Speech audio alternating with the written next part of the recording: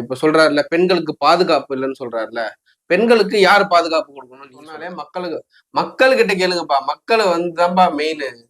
ஒரு ஒரு ஆதார் கார்டு எடுக்க எவ்வளவு கஷ்டப்படுறான் தெரியுமா ஒவ்வொருத்தனும். அத முதல்ல அது கிடையவே கிடையாது. இப்ப அவர தூக்க போறாங்கல்ல. அவரு உருப்படாத அண்ணாமலைன்னு சொல்லிட்டாங்கல்ல. சும்மா மேடைய போட்டுக்கிட்டு அத பண்ணிடுவேன், இத பண்ணிடுவேன்னா வாசல் கூட கட்ட முடியாது.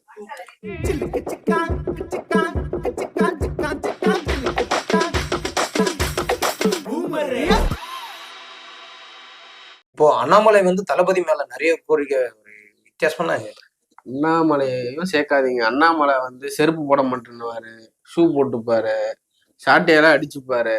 அவர் நல்ல விஷயம் தான் பண்றாரு, நாங்க பார்த்தோம். அது கிடையவே கிடையாது. இப்ப அவரை தூக்க போறாங்களே. அவரு உருப்படாத அண்ணாமலைன்னு சொல்லிட்டாங்களே. அவர் வேணான்னே சொல்லிட்டாங்க பாப்பா. கட்சி விட்டு தூக்க போறாங்க. தெரியுமா தெரியாதா? ஓகே, தெரியாம தான் பேசினுக்கிற போல நீ. அப்படி இல்லண்ணா. இப்போ அவரும் நல்லாதான் பேசுறாரு. அவருக்கும் ஒரு வார்த்தைகள் வந்து நான் கூட நல்லா தான் பேசுவேன். எப்படி வேணா பேசுவேன். அதனால நான் நல்லவன் ஆயிடுவேனா? நல்ல விஷயங்களை வந்து பகிரணும். நல்ல விஷயங்கள் சொன்னாலே மக்கள்கிட்ட கேளுங்கப்பா. மக்கள் வந்து தான்ப்பா மெயின். ஒரு ஒரு ஆதார் கார்டு எடுக்க எவ்வளவு கஷ்டப்படுறான் தெரியுமா ஒவ்வொருத்தனும். அதை முதல்ல புரிஞ்சுங்க. ஒரு ரேஷன் கார்டு அப்ளை பண்றது, ரேஷன் கார்டு வந்து அப்ளை பண்ணா 1 வருஷம் 1.5 வருஷம் ஆகுது. பணம் கொடுத்தாதான் மூவ் ஆகுது. எல்லாத்துக்குமே பணம்பா. என்ன பண்ணுவான் மனுஷன்? ஓகே, இப்போ தளபதிக்கு வந்து பிரச்சனைகள் ஃபர்ஸ்ட் மக்கள் வந்து சொல்லியிருந்தாங்க. தளபதிக்கு வந்து கட்சியில நிறைய கட்சியில வந்து பாத்தீங்கன்னா இப்போ வந்த வரைக்கும் பிரச்சனைகள் வித்தியாசமான ஆங்கிள் கொடுத்துட்டு இருக்காங்க. ஆனா யாரு போட்டின்னு பார்த்தா இந்த அதிமுக எல்லாருமே சொல்றாங்க. ஆனா தளபதியே டைரக்டா சொல்லிட்டாரு, நம்மளுக்கு யாருமே கிடையாது, டிஎம்கே தான் அப்படின்னு டைரக்டா தளபதி பேட்டியை கொடுத்துட்டாரு. அதை பத்தி என்ன நினைக்கிறீங்க?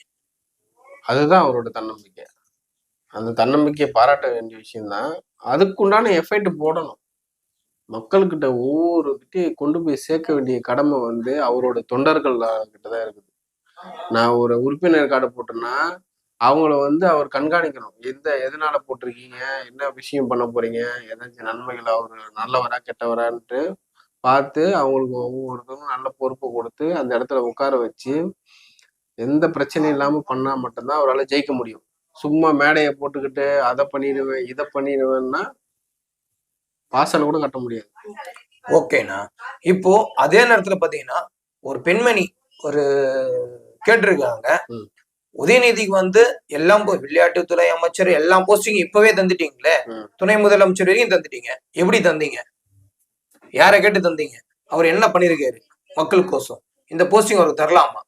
இப்போ அவருக்கு தந்தா போல தளபதிக்கு மேல இவ்வளவு தெளிக்கிறீங்க, கோபமா பேசியிருக்காங்க அந்த பெண்மணி. அதை பத்தி என்ன நினைக்கிறீங்க? நல்ல விஷயம் தான், நல்ல விஷயம் தான் பகிர்ந்துருக்காங்க. அவங்களுக்கு வந்து ஆதரவு நம்ம கொடுப்போம். மக்களாக நம்ம கொடுத்தாதானப்ப அவங்களுக்கு ஆதரவு போகும். அவன் மேலும் மேலும் பேசட்டும், நல்ல விஷயங்களை ஷேர் பண்ணட்டும். மக்களுக்கு கொஞ்சம் அறிவுபூர்வமான விஷயம் சொன்னாங்கன்னா அடுத்தடுத்து அவங்களுக்கு மக்களுக்கு புரியும். 2026ல ஒரு சூடு பிடிச்சி இப்ப போயிட்டு இருக்கு அரசியல். அந்த அரசியல்ல நீங்க ஓட் பண்ணணும் மக்கள் கூட அப்படின்னா யாருக்கோசம் ஓட் பண்ணுவீங்க? அந்த அந்த நேரத்துல எந்த கட்சி ஒழுங்கா செயல்படுதோ கண்டிப்பா அவங்களுக்கு தான் நம்ம ஓட்டு. இப்போ யாரை பத்தி நம்ம பேசிட்டு இருக்கோமோ அவங்களுக்கு கூட போடுவோம், தப்பு கிடையாது. தளபதி நமக்கு பிடிச்சிருந்தா போட போறோம், இல்லைன்னா போட போறது கிடையாது. இதுதான் பிரச்சனைங்க. இப்போ மக்களிடம் வந்து செய்யாத ஒரு கோரிக்கை தளபதியிடம் வைக்கிறீங்க. இந்த ஆட்சியில இல்லாம போன ஆட்சியிலையும் வருஷம் வருஷம் பாத்துட்டு இருப்பீங்க.